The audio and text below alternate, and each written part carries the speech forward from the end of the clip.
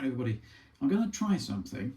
I'm going to use thick soil, heavy mud, but I'm going to thin it down in here, and I'm just going to do the bottom with it, and I'm going to see if what it looks like. Alright, I'm probably going to use a quite big brush. Like I say again, my theory of actually, if it's bigger, use a bigger brush. I'm shaking this for. So it's quite thick. Let's get a bit more out.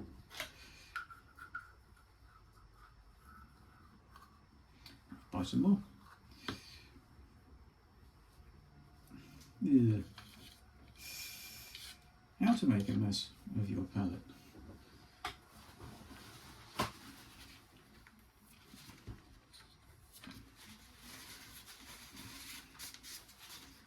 Reminds me when Harry was little and he had nappies.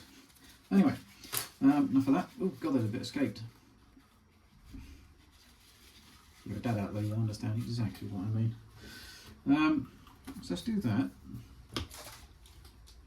Get some odorless thinner, and let's see if we can thin this down and see what it looks like. Put a bit.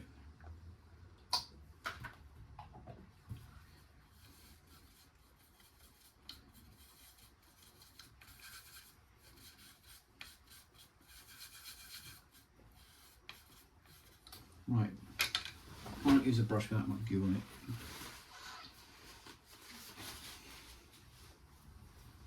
Do the bottom first.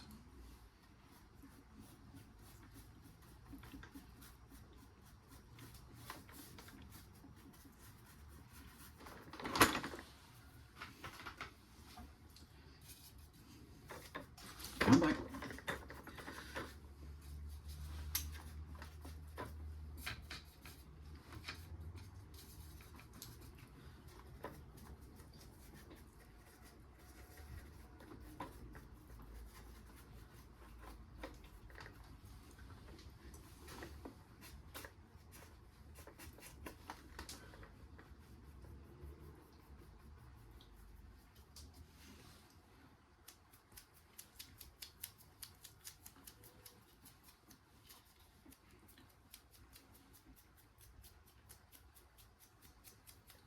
I'm doing this to try and hide up some of the lines, because you don't want it looking like it's been painted on you.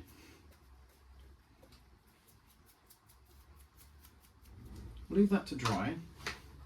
We'll come back to it in half an hour and see what it looks like, shall we? Okay. Right, it's thoroughly dried. As you saw in the video, I did some splashing on it, and can you see the splashing makes it get rid of all the brush lines and stuff, and it makes the brush lines look like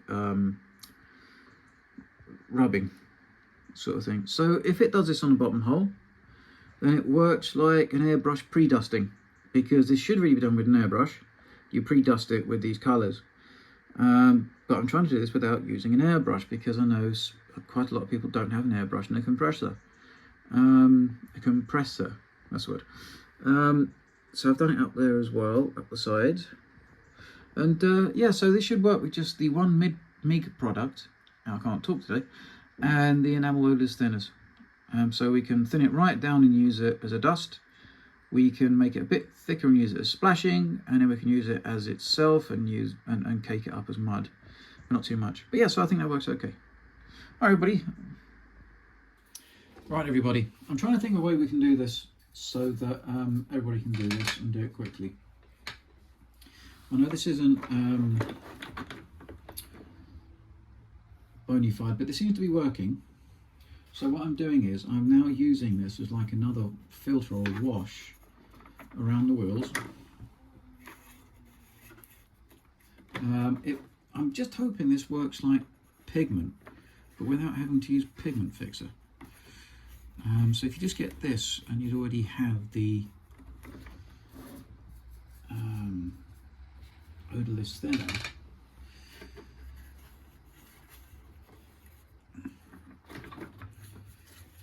you're just trying to make it a bit dusty and a little, I don't want to overdo it. So you're just trying to make it a little bit dusty and a little bit you know. So I'm putting this on the tracks, the wheels. Always remember that when you're doing anything like this, the tracks have to be the same environment, because it's easy to forget. Oh, a bit much there. It's easy to forget the unified reason we're doing it. If you get any overspill, we'll see if this dries the way I think it might. So I'm hoping it will dry slightly dusty. I'm hoping it dries slightly, because that's what I really want with this. And I might put a bit more mud in there. Whoops. Hate 1/16 because of that. At the back, do you see it's drying dusty? So I'm keeping my fingers crossed. And this is all still from thick soil. All right. We're going to leave it to dry. I'm going to come back upstairs and we'll see I've made a complete and utter mess. See what's going on. But I think this will do what I want it to. And if it does, we could do the entire tank like this. We could dust the entire tank with this and then use it, because then you unify it, don't you? Anyway, let's let that dry and we'll see what it looks like. Right. I think it's worked. I've also been building up a bit of mud on the front plate. Don't worry, it needs splashing. When you do this, that would make no sense like that, so you need to splash stuff as well. My main inspiration for weathering modern tanks is the Tank Museum's track. If you can get them look like they've come off the Tank Museum track, then I'm happy. I don't want this to have been on some massive exercise. I just gone a bit cross country for the day and then come home. And the reason why I'm building up the mud a bit, I didn't want to weather it this much, but it helps hide also even the bungs that I've put in. I'm quite pleased with the back. And this is all just thick soil and odorless enamel thinners. I put on some of the mud with this little spatula, and I'm going to wait for it to dry a bit and then texture it a bit more, maybe bring texture down a little bit. Do it and then let it dry, because when you do it like this, it kind of works like a pigment as well, so you can rub some of this off. But I think that's kind of going in the direction I want this. Don't worry, I've got to do along here and do something on the front, some splashing and stuff, and also the top deck and a little teeny bit on the turret, but not much on the turret. I want this to be kind of just the lower hull, and it's just coming back home to go to the wash. Yeah, so I was just building up with this and just putting it on there, then blending it with a bigger brush. So you're trying to make it make it look like it, and try and be asymmetric. Oh, damn it. I'll put a bit more on there now. So sort of doing that. And then when I do the splashes, I'm going to build up the splashes around that. But it just hides, again, the lower hole screws. I know if you've got to take the tank apart, you're going to have to pull the plugs out and it'll all fall off the rubber plugs. But you've only got to put more mud back on again. Then they're hidden again. So it's not a big deal. And if you're thinking about this and stuff, that's a bit clean. What they do is when they finish the exercise and they're on the public roads, they wipe them off with a bit of cloth, so that the number plate there can be seen by the German Rozzers, or the police. Yes, I don't think it's turning out too bad. And always remember, everything always goes downwards or upwards, never side to side. If you think about it, when things hit, when it washes down again, doesn't it? When it splashes up. You don't ever get really sideways movement. You would only get the sideways when I've done this, is the mud being thrown up maybe this way and this way because of the wheels. And at least it's starting to look like a model now, I think. Anyway, you're all sitting at home going, no, it looks terrible. What's this man doing? He's an idiot. Why did I subscribe to this? Let's unsubscribe now. I'm going to tell mother. But yeah, so if it looks like it's off the Tank Museum track, then I'm happy with the weathering. I'll show you what I mean. I want these to be slightly clean still. I know that sounds nuts, but it's just contrast, because otherwise it all starts looking a bit ugh. And it might not be realistic, but I like the look of that better. And so I don't wipe it off my thumb. It's all good for probably about 3 hours before this properly dries rock solid. To do this without use of pigment, because if you guys can just buy that tub, you've already got the odorless thinner, you can weather up your tank for not much money. And like I say, this is still the bog standard HENG. I've done nothing to it apart from paint it a bit better. And I don't even mean paint the camouflage. The camouflage is HENG. Anyway, I'm going to stop talking. So we'll come back when I started doing the side plates and some other little teeny bits. The bit I always get worried about is the higher up you get on the tank. Down the bottom is easy, you know. But when you get higher up, you really start thinking about, well, where would it actually get splashed? Why would it have dirty water there? Why? What I have got to do is put around these massive fans. I must put something around there, because when it's out, it's sucking in dust for the radiators and then chucking it out these at the back here. So this is going to have dust around there. It's got to. It should have some dust around here where the crew walk. Not too much around the back here, or maybe not even much around the front of the tyre. I doubt they walk on these. And then obviously where the driver is, I'm sure he gets in this way, so it'd be more here, maybe a little bit around here, but then, you know, but not like that all over it, because that'd be ridiculous. All right, look, I'll put this on the stand a minute. We'll do some more weathering. Let's let that dry and we'll see what it looks like. Right, buddy, I'm just going to do a bit of splashing. I've put some masking tape so I don't want going everywhere. I just want to do it on the sprocket. So still using the odorless enamel thinners, and we're thinning down this one product, this heavy mud, thick soil, and then you basically get it in your brush, not too much, and then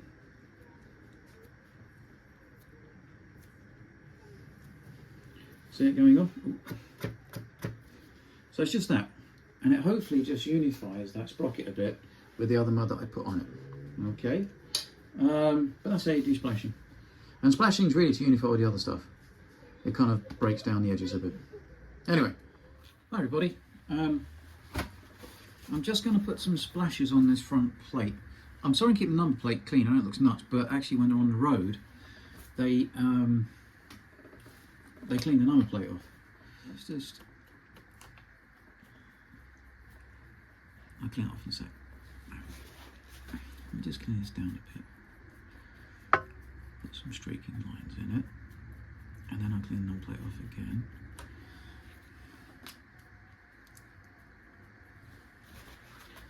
And then what we want to do is some splashes. Now, it's exactly the same as last time. It's the enamel, odorless enamel thinner, and the what have you got? And the thick soil. I'm going to see if I can just use this, so that you guys don't have to keep buying loads of different stuff.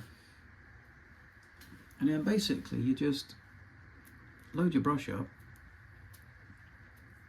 but mask off, because you don't want it going absolutely everywhere.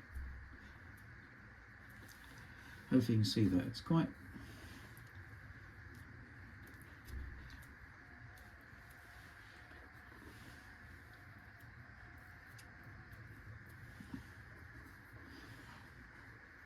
I know a lot of people use something to flick this off of, but I just like using my finger. So we just want to try and sort of unify the other bit. And then when it's still wet, it's only for this, and when they're on the road, so that the police can read their number plate. I've seen pictures of it with them where they've rubbed it off, kind of with a cloth, and it sort of looks like that.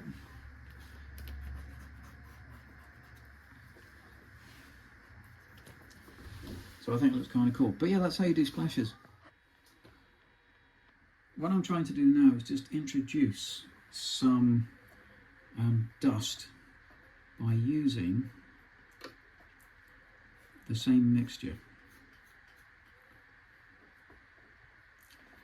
along the bottom of the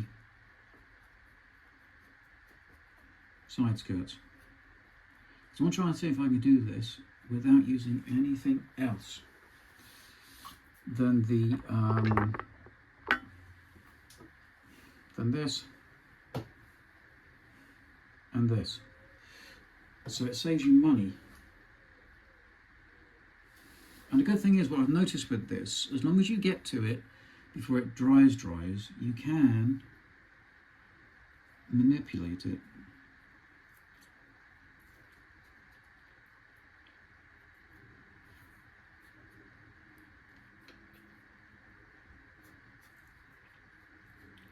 Trying to get it so it looks like that dust. The mud has gone on it at that angle.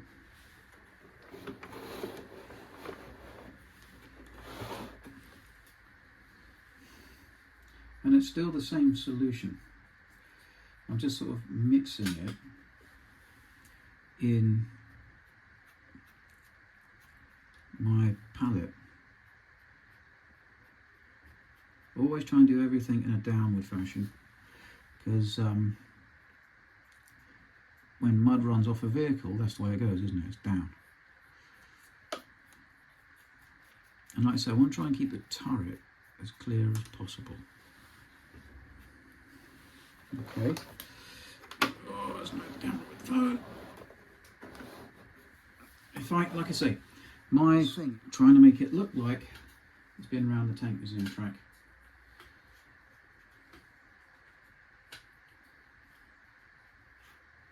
If I can do that, I'll be happy.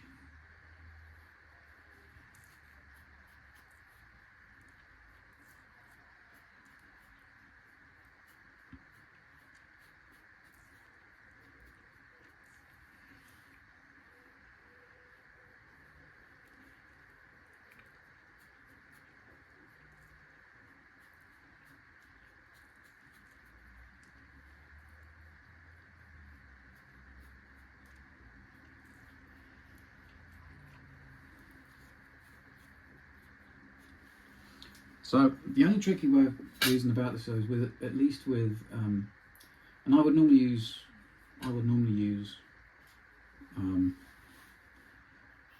thingamajobs is what it,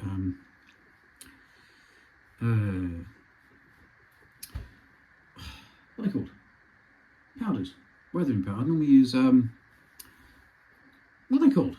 Oh, pigments. I normally use pigments because it's just a bit more controllable. And what I'm slightly worried about this one is that it will dry rather quick, and it might not be able to get it off if you mess it up. It's the only thing that worries me. If you use pigments, then pigment fixer, it's all right.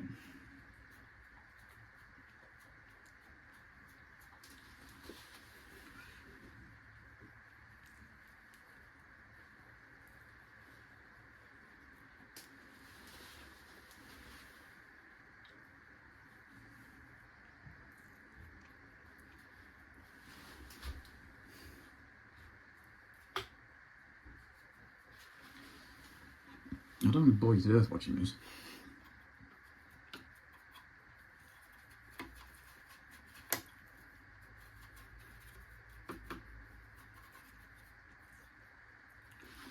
Let's get a bit of fresh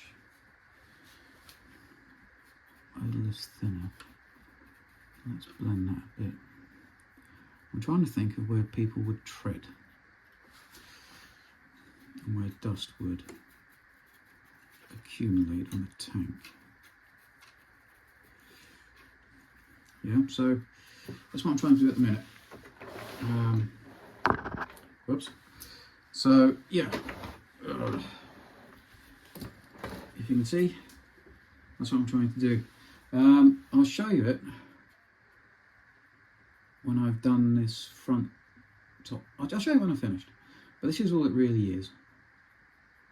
And I think with this you can actually get this off. I've tried it with the underside.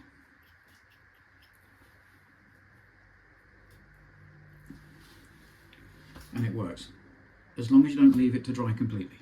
Anyway, I'll be back in a minute. Hi everybody, I've finished the weathering. I've just used the one product, which is the thick soil and laminate thinner, and I've just thinned it right down to use it as like pigment, and then a little bit thicker for splashes, and then for thick mud I've just used it in its natural state, so to speak. So yeah, and that's all you need to use. I should have put a little bit more on the rear engine decks, but I wasn't quite sure how it would react on the tank, so I might do that again in a minute. Put a little bit more on there, but I might not. I've added some to the slight bottom of the turret cheek down here, just to unify it with the bottom hole, because it was looking a bit too muddy hole completely clean. I've done the top of the turret where hopefully the troops would walk around on it. I tried to keep certain bits of it so it was clean. Can you see there's just little bits of dust, hopefully, just in places. But I didn't do it massively, because like I say, I think these go back at night, and then they get a wash down, don't they, after their exercise. So I've done splashing as well. I don't think I showed you this little bits. This is just getting a paintbrush with, and this is all brush, I didn't do anything with an airbrush. Really what you do at first is, if you're doing this not properly, but if you do it the other way, you would put the dust down with an airbrush. So you would use paint colours to represent the dust, and then you would use pigments, mud and everything else after a pre-dusting with an airbrush. But I'm trying to do this if you don't have an airbrush, that you can get a decent result. And I think this looks decent for just using some brushes and one product sort of thing. So yeah, anyway, so you get the brush and you sort of think to yourself, well, if the tank's running along, the mud's probably getting under these skirts and it will be coming up through the gap in the skirts, and it's got to escape from somewhere. So I'll do this, all right? And if you look at tanks on the Boffin test track and anywhere where it's got this sort of soil, it does that a lot. Here I've done it both sides because it's going to be being chucked up by the sprocket, which is going that way. So it will be going this way and that way because there'll be a lot of it. This side I put quite a bit of splashing on. I know you think that's not quite a bit, but for me it's quite a bit. And then this side I didn't put as much, because you don't want your uniformity. You want it to be irregular with weathering and chipping and all the rest of it, because if it starts looking uniform, that's when it looks weird. Things aren't really uniform. Again, look at your car. Literally, look at your car for weathering. If you haven't washed it for a bit, you will see all of the things in weathering, like streaking, accumulation of mud, different accumulations in different places, not the same either side. There's more chipping on the front of the car than the back of the car, and so on. You know, so it's just nature, isn't it, you're trying to reproduce when you weather a model. Maybe I should have put a little bit more on the cannon barrel, but artistic license from me. There's some other little effects like wet effects that I've used on this, which is in the next video, funny enough. I forgot to do this in order. I got carried away. So the wet effects are, if you look under there, can you see where I put the thick mud on? Not sure what the red dot is. Did I cut myself? Might have done. So yeah, it looks like it's just slightly damp, maybe.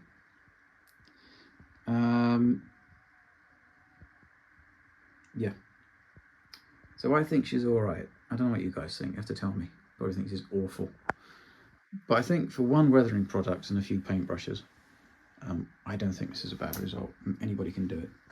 I didn't paint the swing arms at first, because there's no point, because they're going to be muddy. And that means if you muddy them up, you don't have to worry about colour matching, do you? Sort of thing. Oh, more bungs. I use bungs in those holes, the rubber things.